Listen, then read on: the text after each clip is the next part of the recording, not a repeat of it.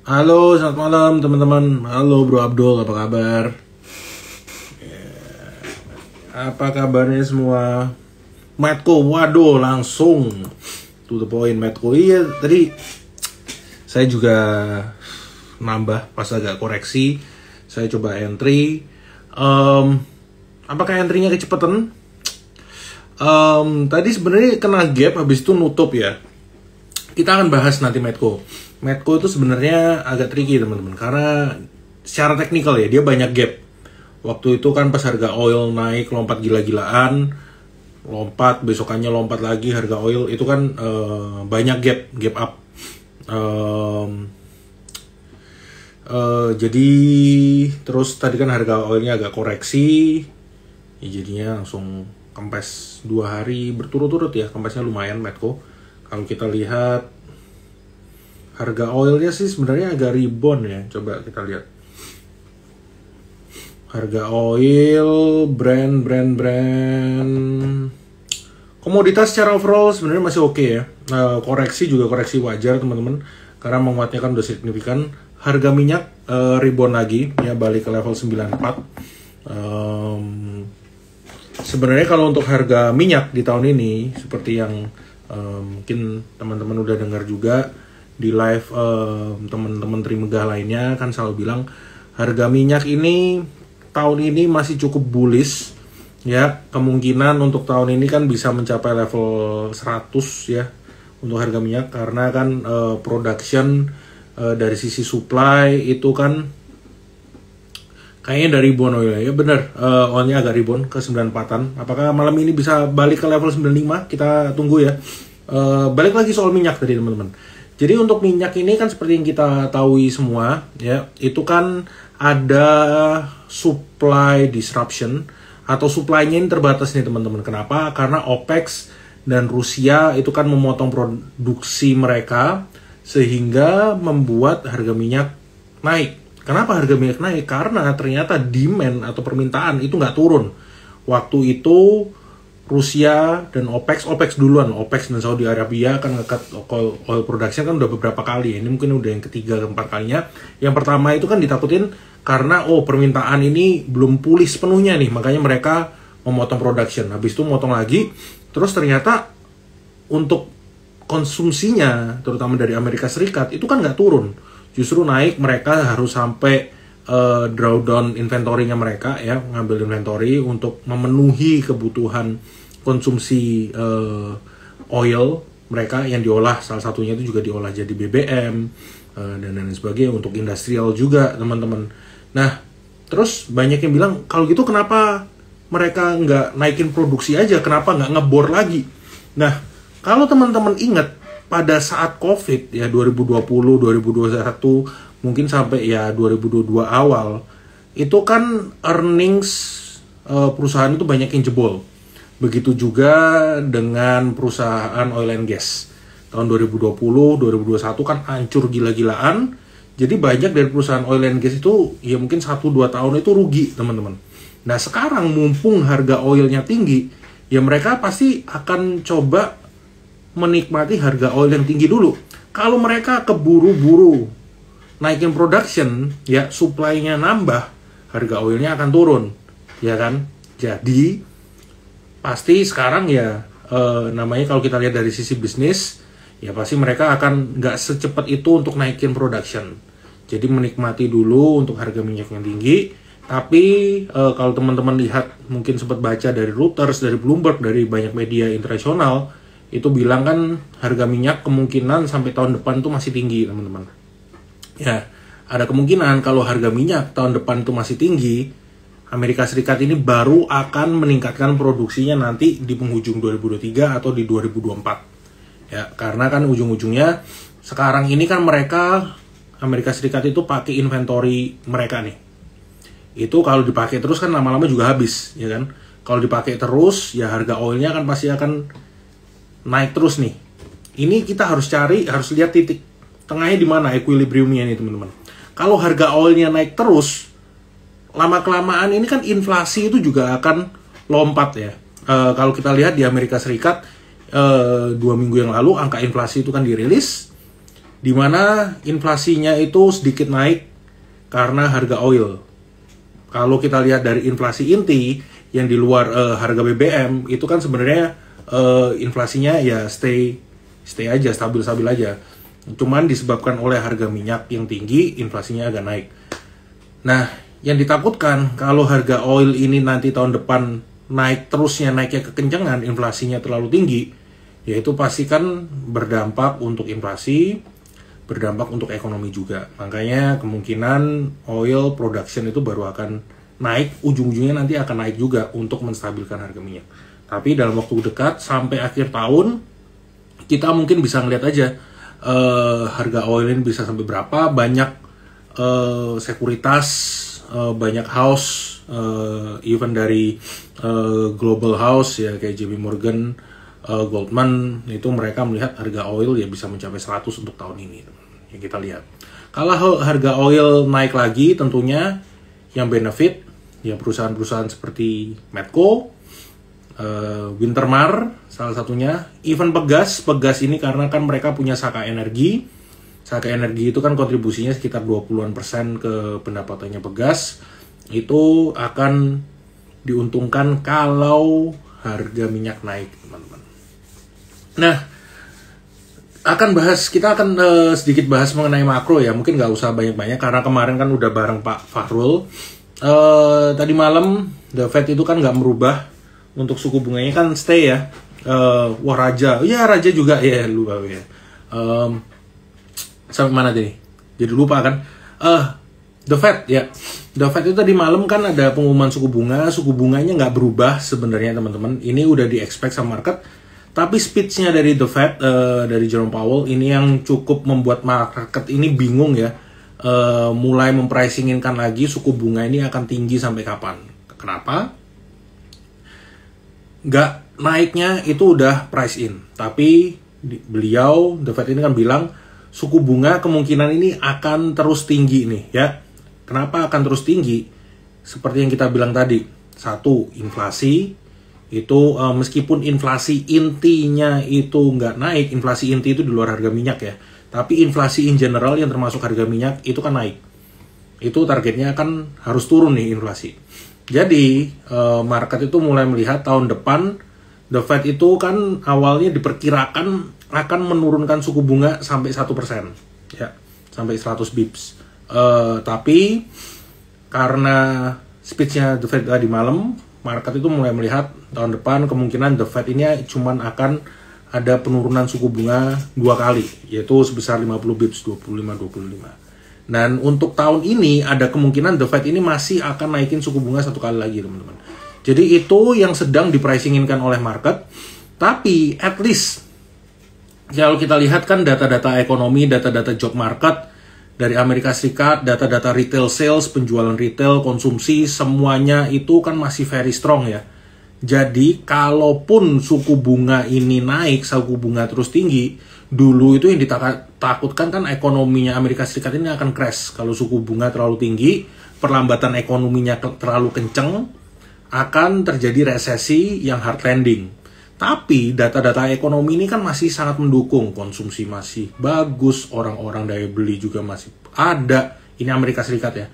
Terus job market juga masih strong, unemployment nggak lompat gila-gilaan. Jadi menunjukkan kalau The Fed ini naikin suku bunga dan suku bunga ini terus tinggi, ekonominya Amerika Serikat itu bisa menahan, bisa kuat. Jadi kalau apes-apesnya terjadi resesi pun, itu nggak akan hard landing, itu akan soft landing. Itu salah satu hal yang menarik ya dari Fed meeting tadi malam. Jadi market mungkin akan mempricing-inkan dulu kemungkinan dari The Fed ini suku bunganya akan terus tinggi, dan tahun depan itu mungkin suku bunga turun cuma 2 kali, yang mungkin dalam beberapa hari ke depan, sampai akhirnya nanti melihat the bright side-nya, sisi positifnya. Oh, ekonomi Amerika Serikat ini masih strong, ya kan?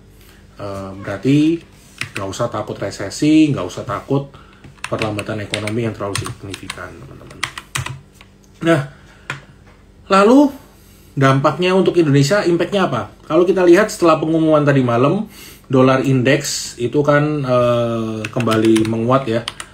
US dollar itu menguat, sempat menyentuh 105,7.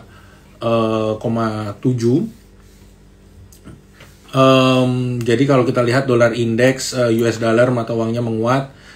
Untuk Indonesia, mungkin kita mesti ngelihat Indonesia itu kan adalah negara eksportir komoditas, teman-teman. Ya, yang satu sekarang ini kita lagi ada kekurangan supply untuk oil, makanya harga oilnya naik. Substitusinya tentunya juga akan ikutan naik, seperti batu bara. Dan kita jual komoditas kita itu kan dalam US dollar, teman-teman.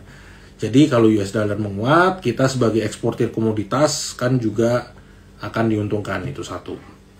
And terus kedua yang perlu kita perhatikan juga, tentunya selain Amerika Serikat itu kan dari China ya. China ini kan ekonominya melambat tapi sudah slightly getting better ya.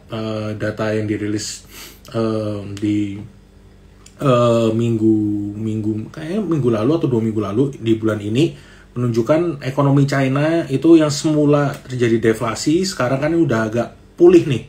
Kalau ekonomi China semakin pulih, central banks-nya itu melakukan banyak bantuan, banyak stimulus ya, tentunya itu kan akan membantu ekonomi mereka. Kalau ekonomi China lebih cepat pulihnya, itu akan positif bagi negara-negara Asia di sekitarnya dan juga termasuk Indonesia karena kan kita ekspor 20%-an itu ke China.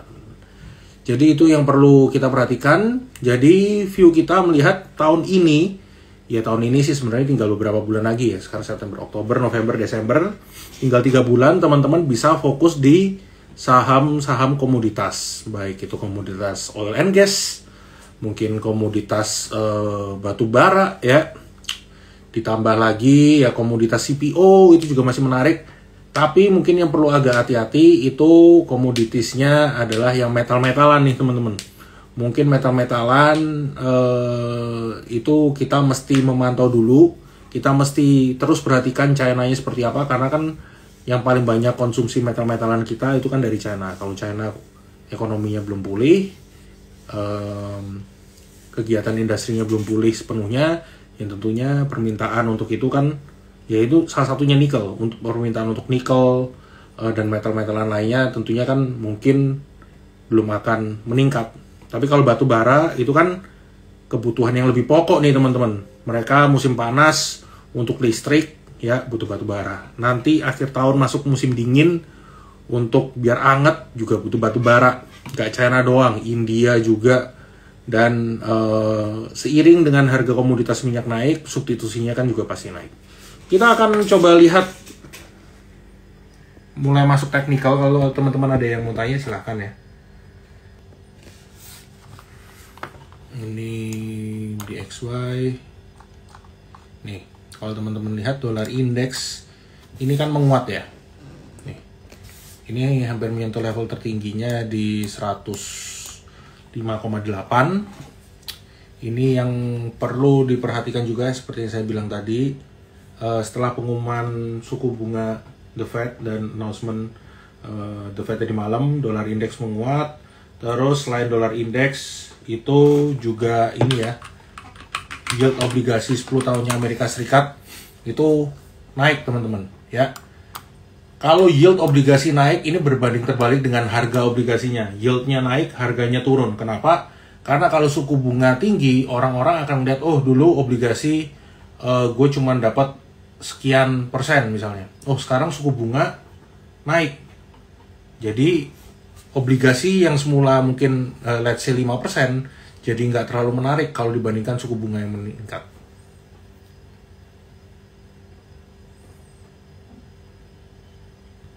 Oke, kita akan lihat apa ini teman-teman, mau apa? Saya jadi penasaran. Kalau yield obligasinya Indonesia, sama juga naik 6,8. BI rate tadi nggak ada perubahan ya, expected. Indi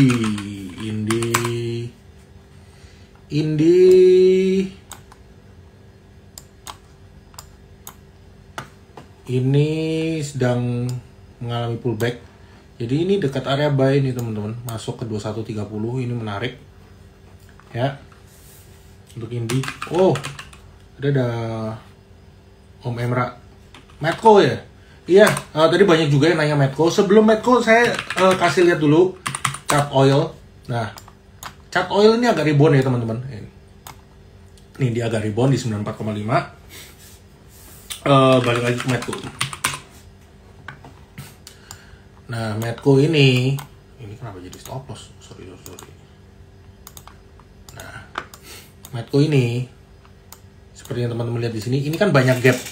Ini ada gap, ya di sini juga ada gap sih sebenarnya.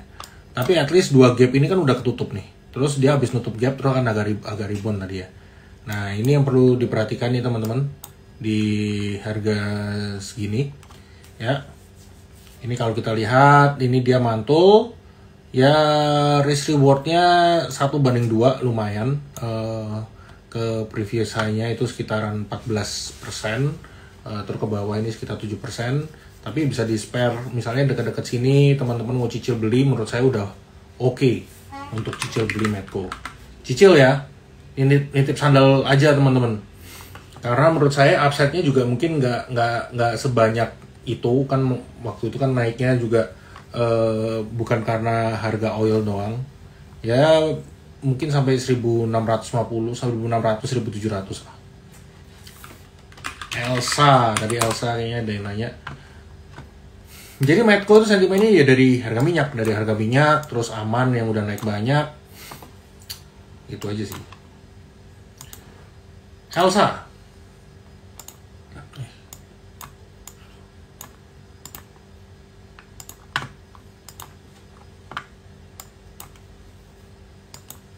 Ini teman-teman untuk Elsa.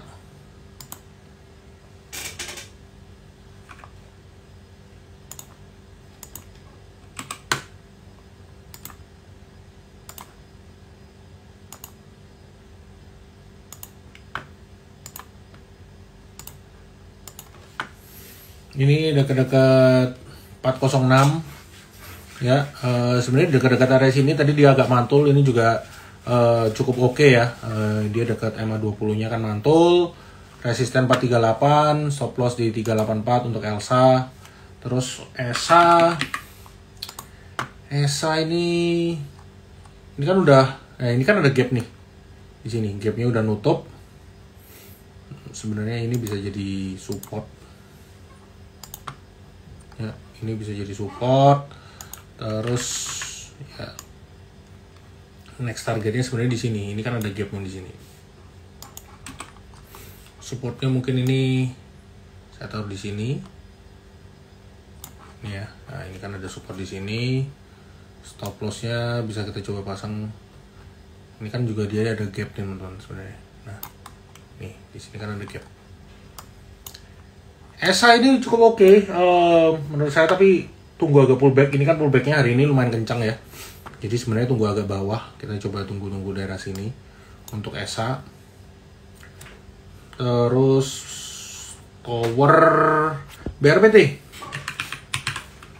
Cerita sedikit buat BRPT. BRPT ini kan jadi brand itu mau IPO ya. Nanti itu kan di 6 Oktober.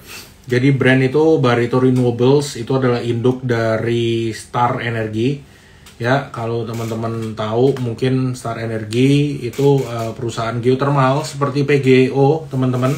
Star Energy itu punya kapasitas geothermal asetnya, termasuk yang konsesi itu sekitar 800 MW, PGO itu 1800 MW. Nanti IPO-nya itu di kisaran 18 kali EV/EBITDA. Yang menarik ya dari brand ini nanti IPO-nya itu kan yang dilempar ke publik cuman sekitar 3% ya sahamnya. Jadi sebenarnya kecil teman-teman. And itu sebenarnya yang menarik. And valuasinya juga lumayan premium. Likely orang-orang banyak yang nggak dapat ya. Karena yang dilepas ke publik itu kan kecil. Jadi banyak yang membeli sebenarnya di BRPT dan PGO-nya. Ya, karena BRPT induknya, PGO ini kan adalah ya dia adalah perusahaan geothermal salah satu yang paling gede teman-teman. Jadi ini cukup menarik kalau kita lihat ya, ini stop loss ya bisa di sini. Cukup menarik PGO ini, oh sorry nggak kelihatan tadi. Nah sekarang PGO ini saya liatin PGO ini sebenarnya cukup menarik, tapi kalau mau teman-teman ngejar di sekarang agak serem bro, agak koreksi aja. Saya better nunggu di sini kalau bisa koreksi ya. Sebenarnya ini kan juga naik signifikan di area sini lah, saya kasih lihat biar agak lebih clear.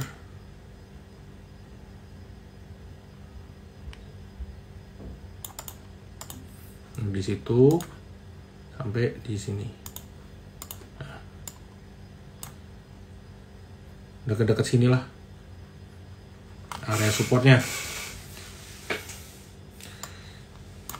PGO banyak yang bilang 1600 kemarin targetnya, terus udah kena, terus ada yang bilang 2000. Menurut saya ya harga-harga sekarang koreksi dulu wajar lah.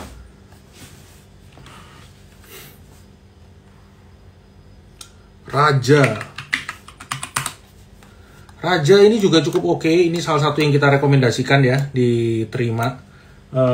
Waktu itu dari Bro Hans udah bahas ya untuk Raja. Stock picknya lagi moncer semua itu guys. Waktu itu dia update sama apa ya, Mari kalau nggak salah. Itu juga kan 1-2 hari habis itu sempat menyentuh arah kayaknya. Ingat teman-teman, ini kan menjelang tahun politik, jadi saham-saham yang related berbau-bau politik, meskipun belum tentu cawapresnya dari situ ya, disclaimer.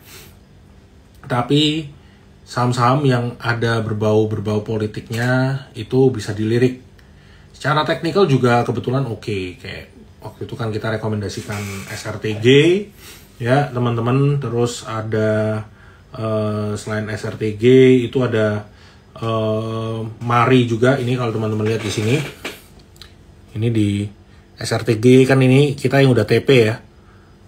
SRTG udah, Mari udah, yang masih open itu teman-teman bisa lihat di sini. Ini Raja ini masih open, lagi floating profit. SCMA ini juga masih oke. Tugu ini masih menarik. Dewa, Cuan itu juga masih oke.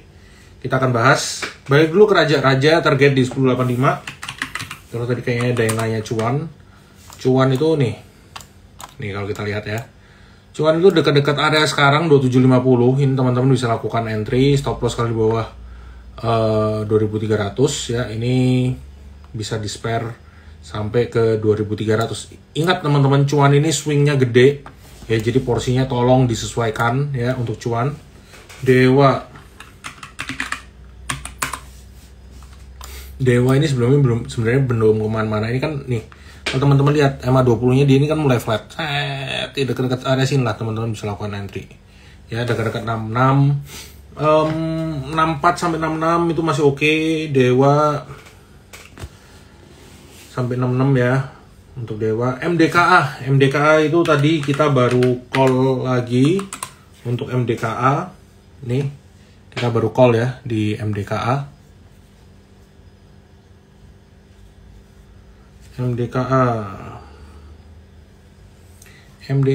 kalau kita lihat nih teman-teman, ini kan dia ngebentuk hammer dan sekarang ini dekat-dekat area buy-nya ya di harga-harga sekarang. Resisten itu di 3610. Grup HT boleh dilirik juga, tapi kalau saya personally agak kurang cocok. Hokinya nggak di situ kayaknya. Tiap kali beli saham-sahamnya grup HT kok susah banget kayaknya cuannya di situ. Yes, misal SRTG punya Sandiaga, Mari punya Erik, betul. Mungkin kalau teman-teman pernah sempat melihat fotonya Pak Ganjar dengan Rashidnya Indi, itu sebenarnya beberapa hari yang lalu. Kenapa Indinya naik? Ya banyak yang menyangkut pautkan teman-teman. Itu juga bisa dilirik. Era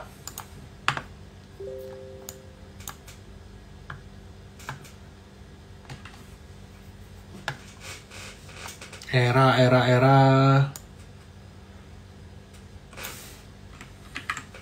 nih. Era ini sebenarnya kita waktu itu kena stop loss ya teman-teman. Nih, ada yang cuan, ada yang stop loss juga. Nih, era itu kita kena stop lossnya itu ini kenapa target price? Era waktu itu stop loss di 470 ya.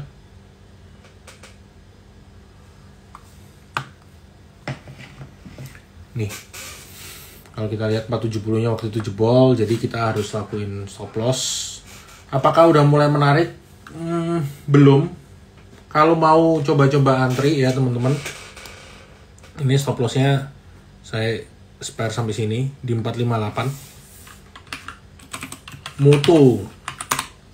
Oh iya, hari ini saham-saham yang berbau renewable ya, carbon credit related itu kan nanti akan efektif minggu depan tanggal 26. Ini menarik. Mutu hari ini naik. In hari ini juga naik, udah kena TP. Arko ini juga naik. Untuk Arko, terus PGO itu juga sama. PGO itu kan juga dia renewables, ada punya carbon credit, dapat carbon credit juga. Wood ini juga sama ya. Ini kalau kita lihat resistennya kan di 498 untuk wood. Seger. Ini mah nggak perlu tactical kayaknya. Tapi saya mau entry juga nggak berani. Jadi teman-teman bagi yang udah punya ya hold aja.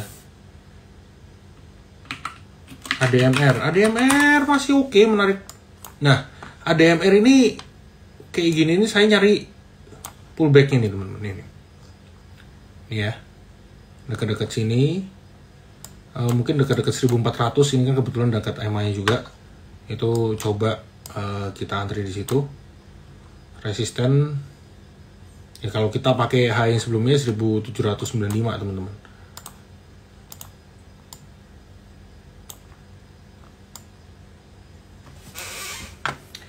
Masih dapat 1/2. Dekat-dekat sinilah kita coba entry. Ini saya agak turunin dikit. Nah, biar kalau stop lossnya kan di bawah. Begitu kalau dia jebol ke bawah EMA 20 nya itu baru kita lakukan stop loss. 1/2. Cukup menarik Pak. RAM. Nah, ini kan dia masuk nih ke dekat-dekat area supportnya ya. Dekat-dekat 645 sampai 690 sampai 700 kalau mau entry. Energi lagi pullback ya, ini kesempatan entry. Kita ada area buy-nya itu dekat-dekat 258. Jadi kalau teman-teman mau entry di energi bisa coba dekat di 258 ya. Menurut saya itu juga lumayan menarik untuk entry point ya di energi. Mutu udah kita bahas tadi. Energi dekat-dekat sini, resisten 298. Telkom, big caps, oke. Nih. Ini area sideways. Ini tadi bukan tadi lah, kemarin coba break belum berhasil, hari ini coba break belum berhasil. Ini sideways-nya ada kemungkinan kita lihat kalau bisa bertahan di atas EMA 20-nya sebenarnya dia ada kemungkinan untuk masih kembali bergerak kuat. Ace Hardware itu Triple SG atau penjualannya itu kan meningkat ya teman-teman. Ini kan dia sempat sideways di sini, dia break. Tapi ini memang udah mendekati resistennya. Jadi mungkin kita coba tunggu antri dekat-dekat sini. Ini kan kalau teman-teman lihat kan EMA 20-nya dekat-dekat sini nih. Ini dekat-dekat 760 ya. Dekat situ bisa entry lagi, resisten di 825. 760 lah kalau ada pullback. Resisten 825. Ya kalau teman-teman mau entry di sekarang ya go ahead, tapi 825 itu resisten paling dekatnya. Mapi ini menarik teman-teman. Waduh udah naik ya.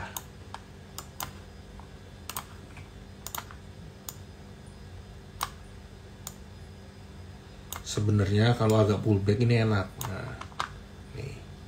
Ini sebenarnya area buy-nya dekat-dekat sini teman-teman. Nah,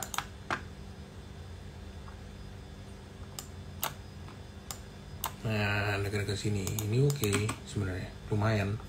Dekat-dekat sini bisa lakuin entry, resisten di 20 50. BRMS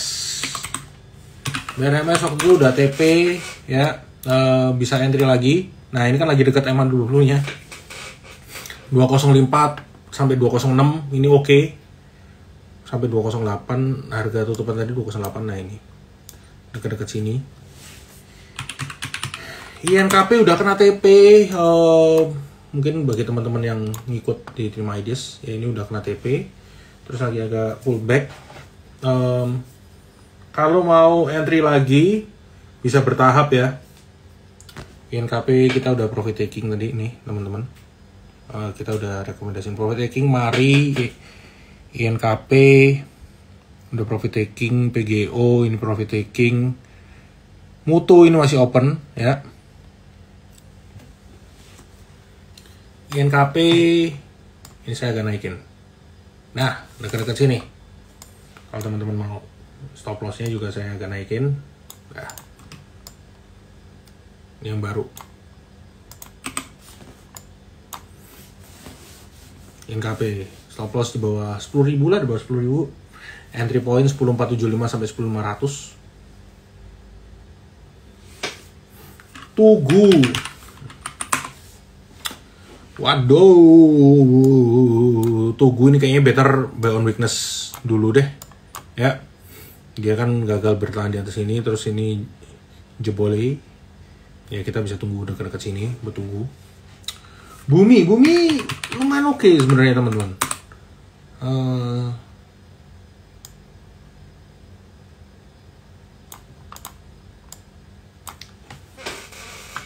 Kan kita penganut PSI ya, pencinta Salim Indonesia. Tahun ini tahunnya Bapak Salim nih teman-teman. Bumi ini cukup menarik ya. Risk rewardnya cukup oke, dekat-dekat sini lah kalau teman-teman mau coba entry. Resisten di 149 dan 169. Ini sorry, ini agak ketinggian sebenarnya ya 169 masih oke lah dari sini kan tuh.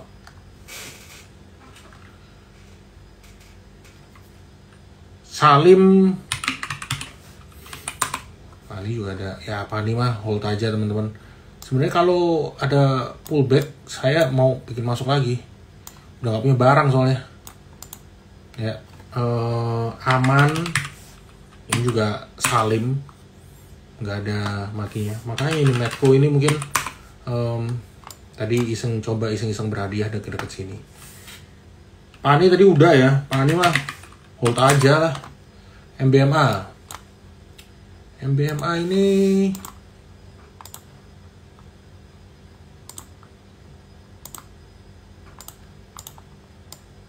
target di 955 teman-teman, entry di 885.